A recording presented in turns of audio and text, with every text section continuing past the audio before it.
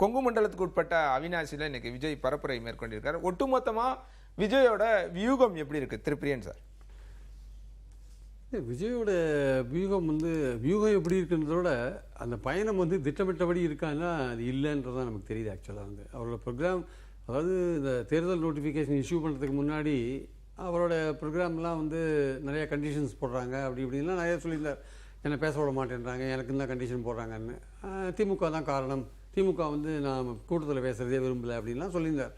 அப்புறம் நோட்டிஃபிகேஷன் வந்த பிறகு அதிகாரிகள்லாம் மாற்றின பிறகு இப்போது அவருக்கு பர்மிஷன் கொடுக்குறாங்க. ஆனால் அவர் பல கூட்டங்களை கேன்சல் பண்ணிட்டு இருக்கார், நிறைய கூட்டங்களை கேன்சல் பண்ணிட்டார் அவர். இல்லை, இன்று கூட ஒரு கூட்டம் திருப்பூருக்கு பிறகு, அவினாசிக்கு பிறகு திருப்பூர் ரோட் ஷோ ஒன்று இருந்தது, அதையும் கேன்சல் பண்ணியிருக்காங்க. அதான் நிறைய இது கேன்சல் பண்ணிட்டார். அன்றைக்கி காரைக்குடியில் பேசாத போயிட்டார். அப்புறம் கும்மிடிப்பூண்டியில், கடலூரில், எல்லா இடத்துலையும் ரத்து பண்ணியிருக்கார், நிறைய இடங்களில் ரத்து பண்ணியிருக்கார். ஸோ அவர் திட்டமிட்டபடியே அவர் பயணம் மேற்கொள்ளலை. 234 தொகுதிகளில் அவர் கிட்டத்தட்ட ஒரு 6-7 மாவட்டங்கள் தவிர தெரியும், மற்ற மாவட்டங்கள்லாம் கவர் பண்ண மாதிரி தெரியல. மீதி இருக்கிற 9 நாளில் அவர் எத்தனை மாவட்டங்களை கவர் பண்ணாருன்னு தெரியல. அதனால் அவர் என்னதான் ஸ்ட்ராட்டஜி வச்சுருந்தா கூட அந்த ஸ்ட்ராட்டஜியாக அதுவே ஸ்ட்ராட்டஜின்னு தான் சொல்கிறாங்களான்னு கேட்குறேன். இல்லை, அதுவே ஸ்ட்ராட்டஜியா? அதுவே ஸ்ட்ராட்டஜி இல்லை. ஒரு நாள் பரப்புரை ஆக்சுவலாக இவங்க நினச்சிருந்தாங்கன்னா நேரடியாக கோயம்புத்தூருக்கு அங்கேருந்து அவினாசிக்கு அங்கேருந்து பரப்புரை மேற்கொண்டிருக்கலாம். கோயம்புத்தூர் ஏர்போர்ட்டில் இறங்குறாரு, அங்கேருந்து பை ரோடாகவே வராரு, அது ரோட் ஷோவே அவினாசிக்கு அதன் பிறகு பரப்புரை செய்கிறார் இல்லையா? இந்த கால விரயம் தவிர்க்கப்பட்டிருக்கும், அல்லது அதை ஸ்ட்ராட்டஜியாக மக்களை மீட் பண்ணக்கூடிய ஒரு வாய்ப்பாக பயன்படுத்திக்கிறாரா? இல்லை, அதாவது எந்த ஒரு அரசியல்வாதியும் தனக்கு கிடைக்கிற அந்த மாதிரி வாய்ப்பை பயன்படுத்திப்பாங்க. ஒரு ஏர்போர்ட்லேருந்து எவ்வளோ தூரம் சாலை மூலமாக போக முடியுமோ மக்கள் 2 பக்கமும் பார்க்குற மாதிரியான விஷயங்களை அவங்க அந்த மாதிரி வசதியை ஏற்படுத்தி கொள்வார்கள் என்பதில் எந்த சந்தேகமும் கிடையாது. அது மாதிரி தான் இவரும் பண்ணுறார். ஆனால் இதில் என்ன பிரச்சனைன்னா, இவர் பல கூட்டங்களை ரத்து பண்ணுறார் பார்த்தீங்களா, அதுதான் இவருக்கு உள்ள பிரச்சனை. இன்றைக்கி பார்த்தீங்கன்னா அவர் பல ஊர்களுக்கு போவாரா இல்லையானே தெரியல. அவரோட கட் அவுட்டை வச்சுலாம் வேட்பாளர்கள் கேட்குறாங்க. அவரோட ஹோலோகிராம் உருவம் அவர் வரமாட்டார்னு முடிவு பண்ணிட்டு தான் அது மாதிரிலாம் அவங்க பண்ணுறாங்க. பொம்மையை வச்சு, அவரோட உருவ பொம்மையை வச்செல்லாம் பண்ணுறாங்க. தமிழ்நாடு இந்த தேர்தலில் இவர் வந்ததே ஒரு பரபரப்பு, ஒரு சலசலப்பை உண்டாக்கிற ஒரு விஷயம்னா, இவர் பண்ணுற பிரச்சாரம் இன்னும் மேலும் தமிழ்நாட்டு வாக்காளர்களை வேற ஒரு திசைக்கு தள்ளுது. ஆக்சுவலாக அதாவது நான் என்ன வேணால் பண்ணுவேன், எப்படி வேணால் இருப்பேன், எனக்கு என் பின்னாடி இருக்கிற கூட்டம் எனக்கு ஓட்டு போட்டே தீரும் அப்படின்ற மாதிரியான ஒரு எண்ணம் இருக்குல்ல, அது அந்த எண்ணம் நல்ல எண்ணமாக தெரியல. ஏன் தெரியுமா? இவர் கரூரை பொறுத்த மட்டும் 41 பேர் இறந்து போனாங்க. இவர் துக்க வீட்டுக்கு போல, எது பண்ணாலும் கவலை இல்லை. அப்புறம் பார்த்தீங்கன்னா இவருடைய பர்சனல் கேசஸ் பறந்து போச்சு. அப்புறம் இவர் ஜனநாயகம் பற்றி இவர் பேசவே இல்லை, வாயை திறக்கவே இல்லை, ஒன்றும் பண்ணவே இல்லை. ஸோ இந்த மாதிரி பல விஷயங்கள் இருக்கும்போது இது எதை பற்றியுமே அவருடைய ரசிகர்கள் கண்டுக்கிற மாதிரியும் தெரியல. இத்தனைக்கும் அவர் தேர்தல் வாக்குறுதிகள்லாம் பார்த்தீங்கன்னா மற்ற இலவசங்கள்லாம் கண்டிச்சுலாம் முதல்ல பேசினவர் 1,08,000 சவரன் 1 பவுன் நகை கொடுக்குற அளவுக்குலாம் வாக்குறுதி கொடுத்துருக்கார். பிறந்த குழந்தைக்கு மோதிரம் போடுறதுக்கு வாக்குறுதி கொடுத்துருக்கார். 4,000 ரூபாய் வேலையில் பட்டதாரிகளுக்கு மாதம் 4,000 ரூபாய் வாக்குறுதி கொடுத்துருக்கார். இந்த மாதிரிலாம் வாக்குறுதி கொடுத்துருக்காரு. இந்த வாக்குறுதிகள்லாம் பற்றி பெரிய அளவுக்குலாம் அப்புறம் அதே மாதிரி 2,500 ரூபாய் பெண்களுக்கு உரிமை தொகையை கொடுத்துருக்காரு. இன்று கூட நிறைய வாக்குறுதிகளை கொடுத்துருக்காரு, நிறைய கொடுக்குறாரு.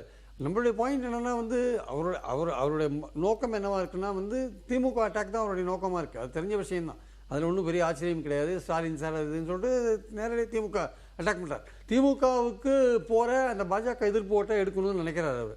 அதே மாதிரி அதிமுகவுக்கு போகிற திமுக எதிர்ப்பு ஓட்டை எடுக்கணும்னு நினைக்கிறார். அந்த 2 பாயிண்டில் தான் அவர் ஒர்க் பண்ணிகிட்டு இருக்கார்.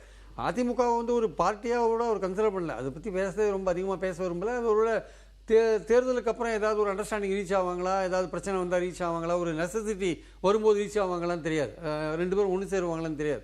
ஆனால் இவருடைய பாயிண்ட் என்னவா இருக்குன்னா திமுக அட்டாக் நம்பர் 1. ஸோ திமுக எதிர்ப்பு அது ஒரு ஸ்ட்ராட்டஜியாக வச்சுருக்காரு. எதாக இருந்தாலுமே திமுக தான் காரணம், கூட்டம் கேன்சல் ஆனாலும் திமுக தான் காரணம், நாட்டில் எது நடந்தாலுமே திமுக தான் காரணம் அப்படின்ற ஒரு விஷயத்தில் ரொம்ப தெளிவாக இருக்கார். அதே மாதிரி பார்த்தீங்கன்னா பாஜக ஊழல்ன்ற போது திமுக ஊழலை பற்றி தான் பேசுகிறத தவிர அதிமுக பாஜக ஊழலை பற்றி எதுவுமே அவர் பேசுறதில்ல. அதுலேயும் ரொம்ப தெளிவாக ஒரு கம்பார்ட்மெண்டலைஸ்டுன்னு சொல்லுவாங்க, அந்த மாதிரி ஒரு கம்பார்ட்மெண்ட்டாக பிரித்து வச்சுட்டார். பாஜக தலைமையில் சிலர் கூட்டு சேர்ந்துருக்காங்கன்னு அதிமுகவை கண்டுக்காத நகர்ந்து போகிறத நம்ம பார்க்குறோம் நம்ம.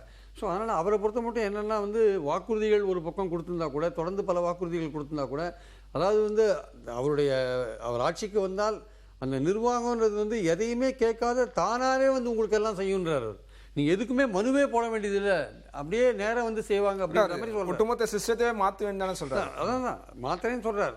நமக்கு அதை பற்றி ஒன்றும் பிரச்சனை எல்லாம் கிடையாது. பாயிண்ட் என்னென்னா அவர் பின்னாடி இருக்கிற அந்த கூட்டம் வந்து அவர் சொல்கிற உறுதிமொழிகளை கரெக்டாக கீழே கொண்டு போகிறாங்களானே டவுட்டாக இருக்குது. அவங்களுடைய நோக்கமே வந்து அவரை பார்க்குற பார்வையே, விஜயை பார்க்குற பார்வையே வந்து இன்னும் அந்த நடிகருக்கான ஒரு பார்வையாக தான் இருக்கே தவிர ஒரு அரசியல் தலைவருக்கான பார்வையாக மாறித்தான்றது இன்னும் ஒரு கேள்விக்குறியான ஒரு விஷயமா தான் நான் பார்க்குறேன். ஆக்சுவலாக திரு அரவிந்த் குணசேகர்,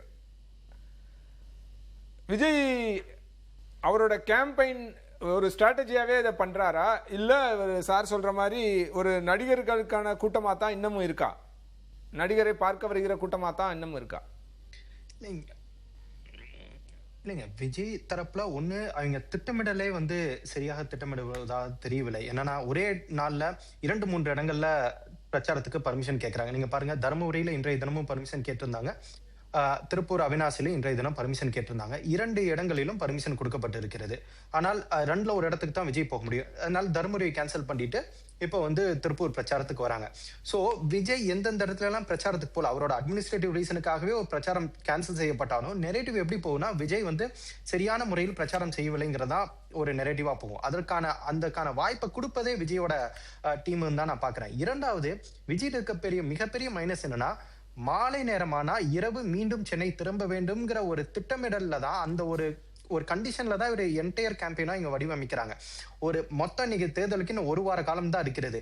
இன்றைய தினம் அவர் திருப்பூர் பிரச்சாரத்தை முடிச்சுட்டு திருப்பூர்லயோ அல்ல கோயம்புத்தூரோ இன்றைய தினம் தங்கியிருந்தாருன்னா நாளைக்கு கோயம்புத்தூர்ல செஞ்சிருக்க முடியும், அல்லது ஈரோடு அல்லது நாமக்கல் அல்லது சேலம், இந்த மாதிரி மாவட்டங்கள்ல இன்றைய தினம் அவர் கோயம்புத்தூர்ல தங்கியிருந்தா இந்த ஏதாவது ஒரு இடத்துல பர்மிஷன் வாங்கி செஞ்சிருக்கலாம். இல்லை, அவர் இன்றைய தினம் மீண்டும் சென்னை திரும்புவதன் காரணமாக தான் அந்த திருப்பூர்ல நடைபெறவிருந்த அந்த ரோட் ஷோ கேன்சல் செய்யப்படுது. ஒண்ணு, ஒரு கன்வீனியன்ட்டுக்காக நீங்க அரசியல் செய்ய முடியாதுங்க. நீங்க மக்கள் எடுத்துக்கிறீங்க. அவங்க தரப்புல விளக்கம் சொல்றாங்க இல்லையா, திருப்பூர் அந்த ரோட் ஷோ கேன்சல் ஆனதுக்கு கூட்டம் எதிர்பார்க்காத விட அதிகமான கூட்டம் வந்துருச்சு, அதனால கேன்சல் பண்றோம் அப்படின்றாங்க.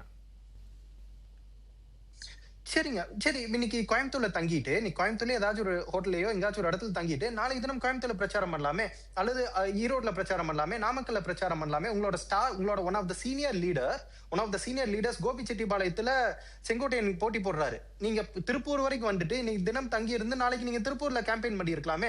நீங்க இன்னைக்கு இரவு மீண்டும் ஏன் சென்னை போகணும்னு விரும்புறீங்க? நீங்க பாருங்களேன், ஒவ்வொரு எங்கெங்கெல்லாம் ஏர்போர்ட்டுக்கு பக்கத்தால ஒரு அருகில எந்த இடம் இருக்கோ அந்த இடத்துல போய் கேம்பெயின் பண்ணிட்டு மீண்டும் ஏர்போர்ட் வந்து மறுபடியும் சென்னை போறது. சோ இந்த மாதிரி ஒரு கன்வீனியன்ட்டுக்காக நம்ம ஒரு பிரச்சாரம் பண்ணோம்னா மக்கள்கிட்ட அது ஏற்க மாட்டாங்க. மக்கள் உங்களை களத்தில் பார்க்கணும்னு விரும்புறாங்க.